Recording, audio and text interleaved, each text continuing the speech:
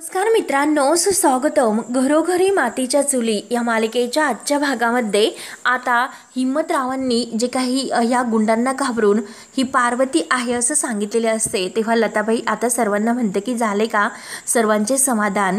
आता मात्र माझ्याच भावाने सगळ्यांच्या समोर सांगितले की मी पार्वती आहे म्हणून. तेव्हा मात्र आता कुणाला काही आणखीन विचारायचे आहे का? सगळ्यांना आता खरं तर पटलंच असेल की मी खरंच पार्वती आहे म्हणून. तेव्हा आता सर्वांना एक प्रकारचा खूप मोठा धक्का बसतो, कारण पार्वती जे काही बोलत आहे तर ते ऐकून मात्र आता सगळ्यांना म्हणजे ऋषिकेश जानकीला तर खूप मोठा धक्का बसतो, कारण ही आपली पार्वती नाहीच. तरीसुद्धा हिम्मतराव असं का म्हटले असतील?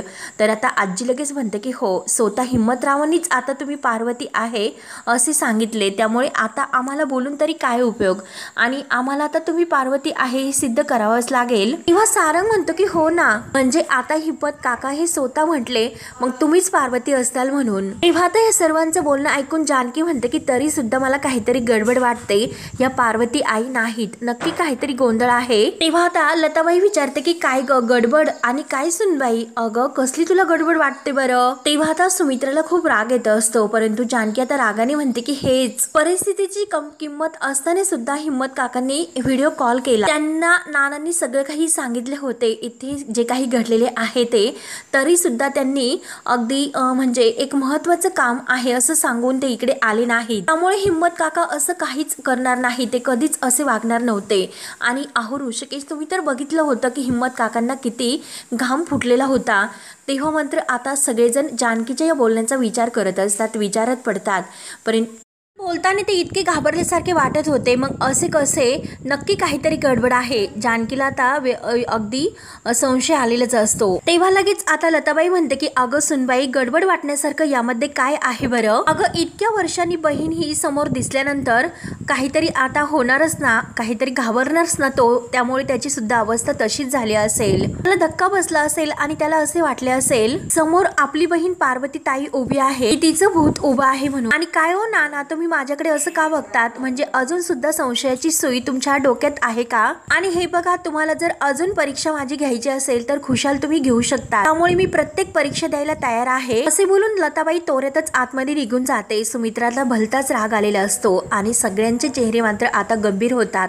सर्वांना एक प्रकारचं आणखीनच टेन्शन उभे राहते हिम्मत काकांचं हे उत्तर ऐकून.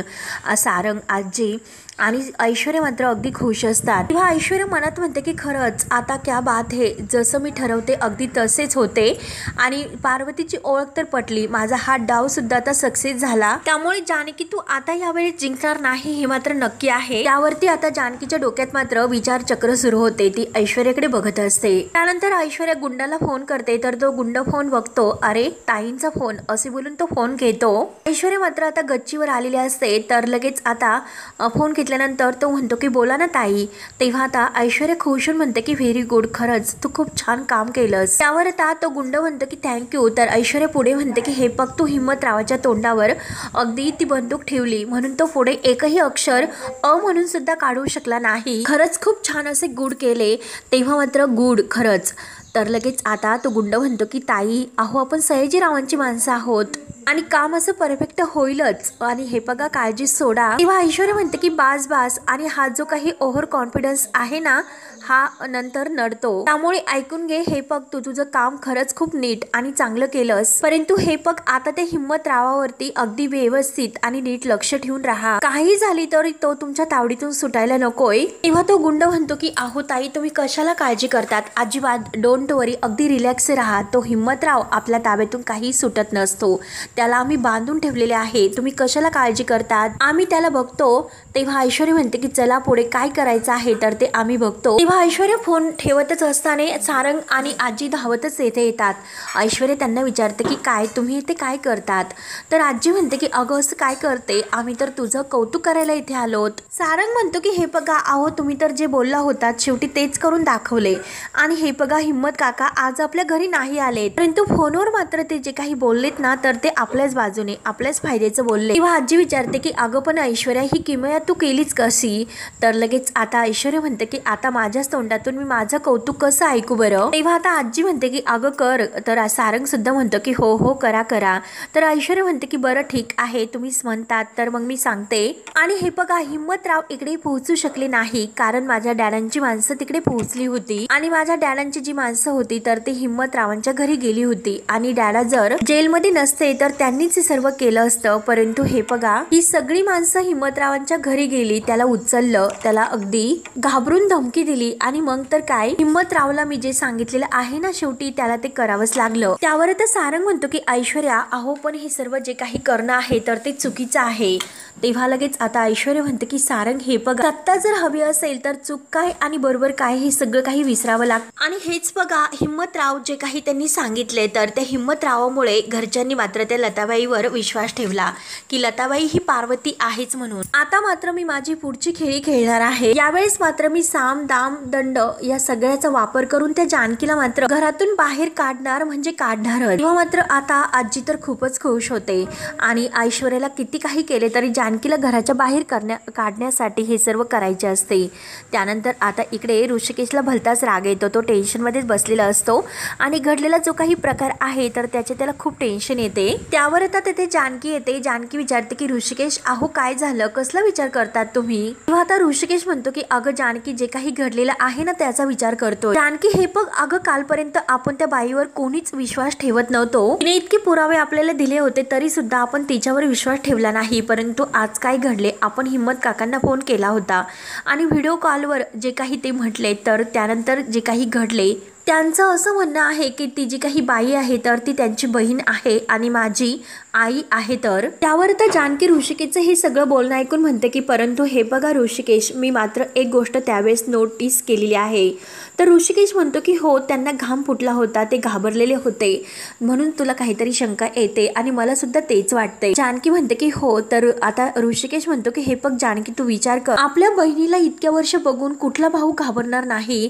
तेव्हा आता जानकी म्हणते की हेच ते आणि माझं सुद्धा तेच म्हणणं आहे. तेव्हा लगेच आता जानकी सुद्धा म्हणते की हो ना अहो मला सुद्धा तेच वाटतंय आणि इतक्या वर्षांनी आपली बहीण आपल्याला भेटली मग कोणता भाऊ असं इतकं महत्वाच्या कामासाठी जाईल बहिणीला न भेटता? कुठलंही महत्वाचं जरी काम असेल तरी ते काम सोडून तो आपल्या बहिणीला भेटायला येईल म्हणून इतक्या वर्षातून आता आलेल्या बहिणीला भेटायला. परंतु अहो ऋषिकेश तुमच्या लक्षात आले का तसे हिम्मत काकांनी नाही केले हो. त्यामुळे इथेच मला काहीतरी गडबड वाटते. त्यामुळे जे काही असेल ते सगळं आपल्याला खरं खोटं करायला हवं. आणि तेवढ्याच आता लताबाई दरवाज्यातच असते. जानकी आणि ऋषिकेश या दोघांचं सगळं काही बोलणं ऐकते आणि आता लगेच म्हणते की हो ना अगं सुनबाई तू तर अगदी बरोबर बोलली आणि खरं खोटं तर हे करायलाच हवं. आता लताबाईला बघून जानकी आणि ऋषिकेशला धक्का बसतो. तर लताबाई विचारते की आत येऊ का? जानकी आणि ऋषिकेश एकमेकांकडे बघत असतात आणि हो ये ना आतमध्ये असं म्हणतात. तेव्हा आता लताबाई म्हणते की नाही हो तुमची काहीतरी महत्वाच्या विषयावर चर्चा सुरू होती म्हणून म्हटलं. तेव्हा आता ऋषिकेश म्हणतो की नाही हो या. तर लगेच आता लताबाई म्हणते अरे ऋषिकेश आईला आवाजावं करू नये. आई तर ही हक्काची असते आणि ठीक आहे तुला अजून सुद्धा माझी ओळख नाही पटली परंतु हे बघ मी तुझ्या आईच्याच वयाची आहे. तेव्हा आता ऋषिकेश विचारतो की मग मी तुम्हाला काय म्हणू असं विचारतो. तर लगेच आता लताबाई म्हणते मला माझ्या मुलाकडून आई म्हटलेलं आवडेल. तेव्हा आता जानकी ऋषिकेशकडे बघत असते. तेव्हा लताबाई म्हणते की अरे ऋषिकेश म्हण ना एकदा आई म्हण. अरे एकदा आई म्हण. अरे तुझ्याकडून आई म्हणण्यासाठी व्याकुळ झालेले आहे रे मी. अरे बाळा म्हण ना आई एकदा म्हण. तेव्हा आता ऋषिकेश कशाचाही विचार न करता आई हा शब्द म्हणतो. तर लगेच जानकीला आता ऋषिकेशकडे बघून धक्का बसतो.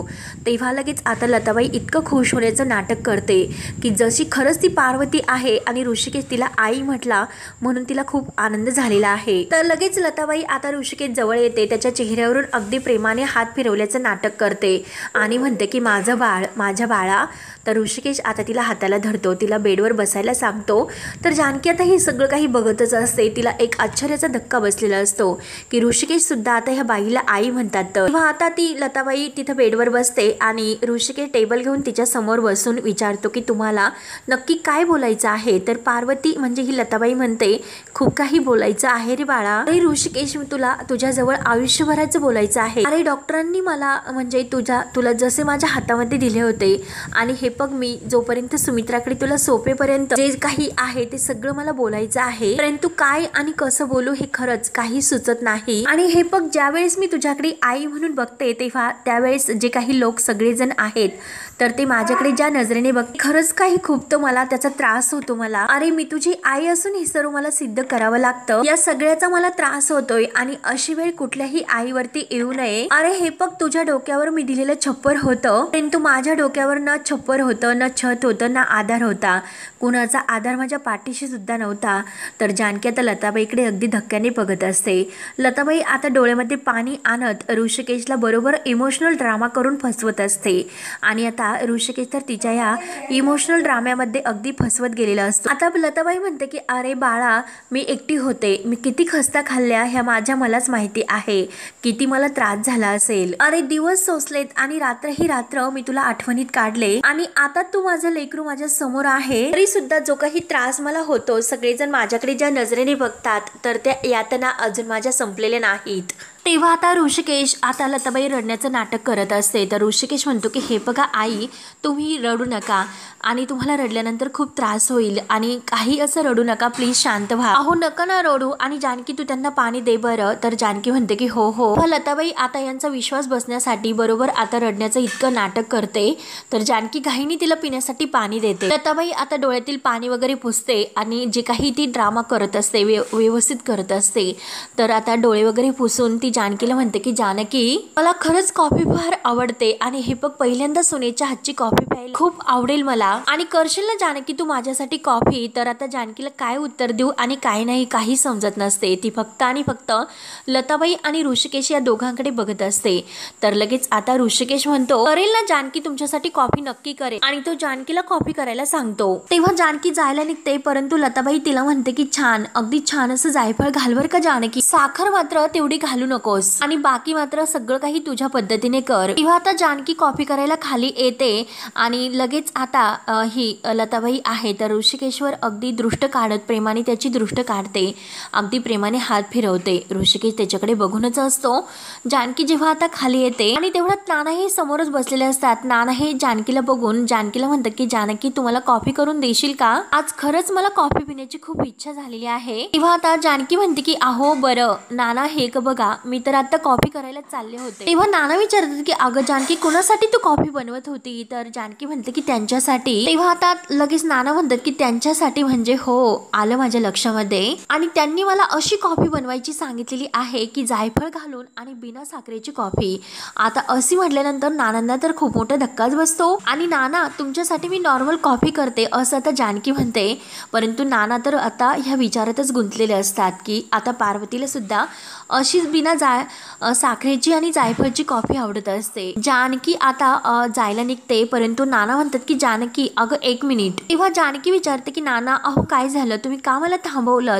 तर नाना विचारते की जानकी तू आता काय म्हणालीस, जायफळ टाकलेली आणि विदाऊट शुगर कॉफी. तेव्हा आता जानकी म्हणते की हो, मला त्यांनी तशीच कॉफी बनवायची सांगितली होती. तेव्हा नाना म्हणतात की जानकी अगं पार्वतीला सुद्धा अशी सेम कॉफी आवडायची आणि खरंच मला आता तर संशय यायला लागलेला आहे. तर लताबाई आणि ऐश्वर्या जे काही प्लॅन खेळत आहे, म्हणजे आता त्या डायरीतून पार्वतीचं सगळं काही आवड निवड आणि सगळं काही त्या आता त्या डायरीतून त्यांना मिळालेले असते आणि त्या डायरीतल्याच प्रमाणे आता हे सगळं काही एक एक पुढे आणत असतात. तर आता ह्या सगळ्यांना आता हा विश्वास बसत चाललेला असतो की नक्की ही पार्वती आहे की काय. जे काही हिला आठवते ते सगळं काही पार्वतीप्रमाणेच आठवते. म्हणून नाना आणि जानकी आता ह्या कॉफीमुळे जरा टेन्शनमध्ये येतात. ते आता विचारत पडतात की नक्की हे सर्व काय सुरू आहे. तर नाना म्हणून जातात की म्हणजे असे की हीच पार्वती आहे का. तर तेव्हा जानकी नानांकडे बघत असते. नाना सुद्धा गोंधळून जातात आणि जानकी सुद्धा अगदी गोंधळून किचनमध्ये निघून जाते. त्यानंतर आता जानकी ही कॉफी करायला किचनमध्येच आलेली असते. तर सुमित्रा अगोदर तेथे स्वयंपाक करत असते. सुमित्रा आता जी काही भाजी तिने टाकलेली असते गॅसवरती आणि तिचं काही त्याकडे लक्ष नसते. ती सारखी आता सुमित्रा विचारात पडलेली असते. तर जानकी तिला म्हणते की आई मी कॉफी करते. परंतु आता सुमित्राचं जानकीच्या बोलण्याकडे लक्ष नसते। जानकी आता सुमित्राला पुन्हा विचारते की आई तुम्हाला काही मदत हवी आहे का, तरी सुद्धा सुमित्राचं काही एक लक्ष नसते। आता जानकीचं बोलणं ऐकल्यानंतर आता सुमित्रा म्हणते की अगं कशाला कशाला, अगं माझं मी बघून घेईल, तू कशाला काळजी करतेस, अगं तू माझी काळजी करू नकोस, तुझी आता सासू आलेली आहे त्यामुळे तू तिचं बघ, अगं तिला जायफळ किसून हवं आहे का, दे किसून, आणि वेलदोडे कुटून हवे आहेत का, दे मग कुटून। त्यावर आता जानकी म्हणते की आई अहो तुम्ही असं का बोलतात, तर सुमित्रा म्हणते मग कसं बोलू, अगं तू तिला आधार दे म्हणजे तू तिची बाजू घेशील, आणि हे आणि ऋषिकेश हे काय, तर ते तडफडतात ती पार्वती आहे म्हणून सिद्ध करण्यासाठी। अगं माझं तर काय, माझं कोण आहे बरं। आता सुमित्राचे डोळे पाणावलेले असतात, तिच्या मनातून आता पूर्णपणे आता आधार तुटलेला असतो आणि ती तरी सुद्धा डोळ्यामध्ये पाणी आणत जानकीला हे सर्व बोलत असते। जानकी आता म्हणते की आई हे बघा तुमचा काहीतरी नक्की गैरसमज होतो, तुम्ही शांत व्हा, ऐकून घ्या। परंतु सुमित्रा आता काही ऐकायला तयार नसते, कारण तिच्या मनाला एक अशी खोलपर्यंत जखम झालेली असते की ही पार्वती आलीमुळे जे काही झाले ते सगळे काही आता सर्वजण घरातील तिच्यावरच विश्वास ठेवतात की काय, असा आता सुमित्राचा गैरसमज झालेला असतो। जानकी म्हणते की आई प्लीज अहो तुम्ही असं बोलू नका ना, मी तुमची माफी मागते, जर माझ्याकडून काही चूक झाली असेल ते मी त्याबद्दल माफी मागते। तेव्हा आता सुमित्रा म्हणते की अगं तुझी काय चूक झालेली आहे, इतर चूक तुला कळेनाशी झालेली आहे, आणि हे पग जेव्हापासून ती बाई आपल्या घरात आली तेव्हापासून हे आणि ऋषिकेश फक्त आणि फक्त त्या बाईचाच विचार करतात, त्यांना बाकीचं काही दिसत नाही। आणि तू सुद्धा काय करते जानकी, अगं तू सुद्धा तुमच्यासाठी हे करू का, तुझ्यासाठी ते करू का, म्हणून सारखं सारखं त्यांच्या मागे पुढे करत असते। आणि आता तर काय तू तिच्यासाठीच कॉफी करते ना, कर मग तिच्यासाठी अगदी प्रेमाने आणि काळजीने कॉफी कर, अगं तुमच्यासाठी तर ती पार्वती आहे त्यामुळे कर ना तू तिच्यासाठी कॉफी कर। तेव्हा आता जानकीच्या डोळ्यात पाणी आलेले असते। जानकी म्हणते की आई तुम्ही असं का करतात, अहो त्या बाई पार्वती आई आहे हे अजून सिद्ध झालेले नाही। तेव्हा आता जानकी म्हणते की सिद्ध जर झाले नाही तर ही गत आहे, आणि सिद्ध झाल्यानंतर काय होईल तर तुम्ही सगळं काही क्लिअर करून नाचायला लागतात। आणि हे बघ जानकी मी मगाशी सगळं काही ऐकलेलं आहे त्यामुळे मला काही दुसरं सांगण्याची गरज नाही। आणि ती बाई काय म्हणाली की कॉफीमध्ये जायफळ घाल, आणि हे सुद्धा तेच म्हणाले म्हणजे नाना, त्यामुळे मला आता सगळं काही समजलेलं आहे की नक्की सगळ्यांच्या मनात काय सुरू आहे। तर पार्वतीला जायफळ घालण्याची जी काही कॉफी आवडत होती जायफळ घालून केलेली, तर तीच आता त्यांना आवडते असं नाना म्हणतात। आणि काय मग कॉफीमध्ये मसाले घालतात का, आणि ती बाई जर काही बोलली तर तुम्ही सगळेजण अगदी खुणा शोधत बसतात, खुणा। आणि शेवटी काय ग, मनाचा कौल हा खूप महत्वाचा असतो, आणि तुम्ही सगळ्यांनी मात्र तो तिच्याकडे देऊन टाकलेला आहे। तेव्हा मात्र आता जानकी म्हणते की नाही आई, अहो नाही आई तुमचा काहीतरी गैरसमज होतोय, असं काही नाही। आणि हे बघा ज्या क्षणी हे सिद्ध होईल की ती बाई पार्वती आई नाही म्हणून, तेव्हा आता लगेच सुमित्रा असं म्हटल्यानंतर जानकीला एक खूप मोठा धक्का बसतो। जानकी समजण्याचा खूप प्रयत्न करत असते, परंतु आता सुमित्रा कोणताही शब्द ऐकून घ्यायला तयार नसते। सुमित्रा पुढे म्हणते की जानकी ह्या सगळ्या वागण्यातून एक मात्र आता सिद्ध झालेला आहे, सुनेला कितीही मुलगी मानलं तरी सुद्धा ती सूनच असते, मुलगी कधीही होऊ शकत नाही। सुमित्रा रडतच म्हणते की सुनेला कितीही जीव लावा, तिला हक्क द्या, वेळ आल्यानंतर मात्र सगळं काही संपते, सगळं काही अगदी हे सिद्ध करून होते की शेवटी आपण परक तो परक आहोत। वेळ आली तर या घरातील माणसांना जीव लावा, नाहीतर या घरातील भिंतींना जीव लावा, परंतु तेव्हा मात्र सगळेजण दगडी होऊन जातात। सुमित्रा रडतच आता ही सर्व बोलत असते तर जानकीच्या डोळ्यात सुद्धा खूप पाणी येते। जानकीचे हे सगळं काही अगदी जिव्हारी लागते, ती आईंना समजवण्याचा प्रयत्न करण्यासाठी सुमित्राचे हात धरायला जाते, परंतु सुमित्रा आता तिला बाजूला झिडकारते। सुमित्रा म्हणते की आतापर्यंत उन्हाळे पावसाळी सगळं काही आपण एकत्र सोसलेत, परंतु आज मात्र या छताखाली राहून मला असं वाटतं की सगळ्यांसाठी परकी झाले म्हणून। आणि जानकीच्या अगदी चेहऱ्याला हात लावत म्हणते की या घरामध्ये तू नाही, अगं जानकी अनाथ तर मी झालेले आहे अनाथ। तेव्हा आता जानकीला हे ऐकल्यानंतर धक्का बसतो, हे सगळं काही मी लक्षात ठेवेल कायम। सुमित्रा आता रडतच खूप रडत असते आणि लगेच आता ती निघून जाते। तेव्हा जानकीला आता सुमित्राची ती अवस्था बघवत नाही, जानकीला सुद्धा खूप वाईट वाटतं। आता जानकीला सुमित्राचे प्रत्येक आणि शब्द आठवतो आणि जानकीचे अगदी ते जिव्हारी लागलेले असते। जानकीला आता हे जे काही आहे तर ते बघून खूप मोठा धक्का असं बस। जानकी आता हे सर्व आठवून खूप रडत असते, तिला सुद्धा हे सर्व सहन होत नाही। जानकी आता खूप रडत असते। त्यानंतर आता दुसऱ्या दिवशी सकाळी पार्वती म्हणजे ही लताबाई आहे तर ती आता या रणदिव्यांच्या देवघरामध्ये येते आणि जो काही आता मंत्र आहे तर ती अगदी जोरजोराने म्हणत असते। तेवढ्यात आता तिथे सुमित्रा येते। सुमित्रा मात्र हे बघते आणि सुमित्राला खूप राग येतो। तेव्हा मात्र आता ही लताबाई आहे तर तिने अगदी आपला पदर आहे तर पदर घेतलेला असतो। तर सुमित्रा पाठीमागून आलेली असते। सुमित्रा आता बघते आणि मनामध्ये म्हणते की हा तर जानकीचा आवाज नाही दिसत, मग नक्की कोण आहे, पूजा करत असेल, मंत्र म्हणत असेल। म्हणून आता सुमित्रा अगदी पुढे येऊन बघते, चेहरा बघते तर सुमित्राला धक्काच बसतो। आता ही लताबाई अगदी तो मंत्र म्हणत असताना डोळे तिने झाकलेले असतात तर सुमित्रा जोरात तिच्यावर ओरडते। सुमित्रा म्हणते की ए आणि तिच्या हाताला धरते आणि अगं कोण, कुठली बाई तू माझ्या घरामध्ये शिरली आणि माझ्या देवघरात तू काय करतेस? तर लगेच आता ही लताबाई म्हणते की अगं तू असं का करतेस? अगं देवपूजा चाललेली आहे। तर सुमित्रा म्हणते की पूजा आणि ती माझ्या घरामध्ये, आणि तू करणार का? अगं तुझी हिंमतच कशी झाली माझ्या देवघरात पाऊल ठेवण्याची? आता पार्वती म्हणते की अगं तुझं देवघर? अगं सुमित्रा तू देवासमोर उभी आहे, खोटं तरी बोलू नकोस। आता लताबाई खोटं बोलत असते आणि वर सुमित्राला म्हणते की तू खोटं बोलू नकोस। आता लताबाई म्हणते की अगं सुमित्रा हे देवघर मी आणलं होतं, हे देवघर माझं आहे। सुमित्रा म्हणते की हो का? अगं तू आणि हे देवघर तू आणलं होतं? अगं जेव्हा तू पार्वती असेल तेव्हा तू आणलं असेल। जरी हे देवघर तू आणलं असेल तर लक्षात ठेव हे जे काही देव आहे ना इतक्या वर्षापासून तर ते मी सांभाळते, आणि कोणतं कुठलं देवघर तुझं? चल निघ इथून। म्हणून सुमित्रा आता तिच्या हाताला धरते। तर ही लताबाई म्हणत असते की अगं माझं ऐकून घे, परंतु सुमित्रा ऐकायला तयार नसते आणि शेवटी तिला हाताला धरून ती आता देवघरातून बाहेर घेऊन येते। अगोदर तू इथून बाहेर निघ, चल मी तुला तुझी जागा आज दाखवूनच देते।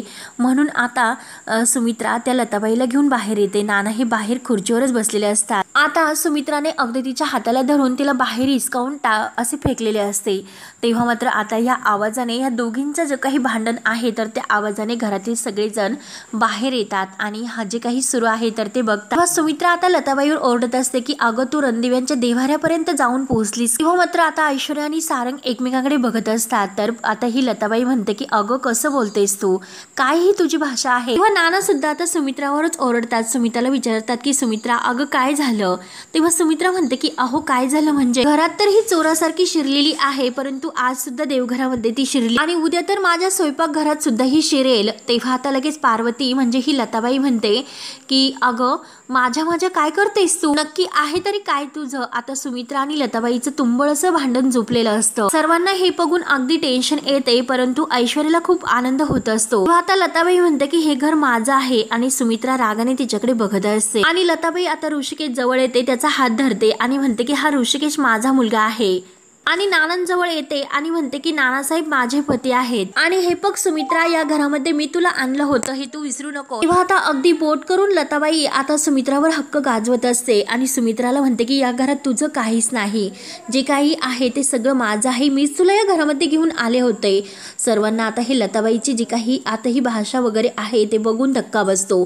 सुमित्रा तिच्याकडे बघतच असते। तेव्हा हे सर्व बघून ऐश्वर्या, सारंग, आजी यांना तर खूप असं आनंद होत असतो, परंतु जानकी, ऋषिकेश, नाना यांना अगदी हे सर्व धक्का बसल्यासारखं वाटत असते। जानकी आता ह्या लताबाईकडे रागाने बघत असते, तिला सुद्धा खूप राग येतो आणि मित्रांनो शेवटी हा भाग येथे संपतो। पुढील भागामध्ये जानकी ही आईंना म्हणत असते की आई त्या बाई पार्वती आई नाही। तेव्हा आता ऋषिकेश म्हणतो की हो सगळे काही पुरावे आपल्या डोळ्यासमोर आहे।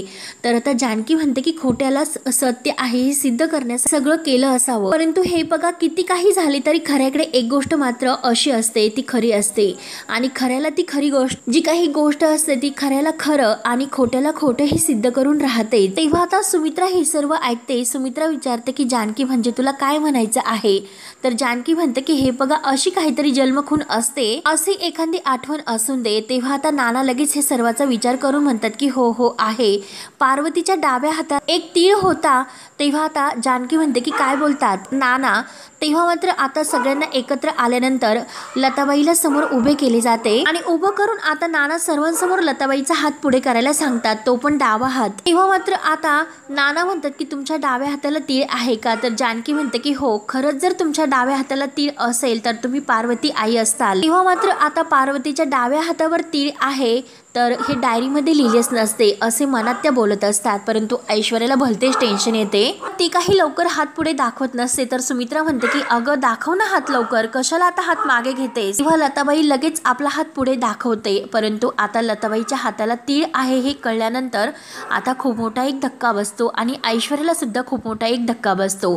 तेव्हा मित्रांनो, आता पुढे काय काय होतं काय काय नाही हे बघण्यासाठी आपल्या चॅनलला नक्की सबस्क्राईब करत राहा. धन्यवाद.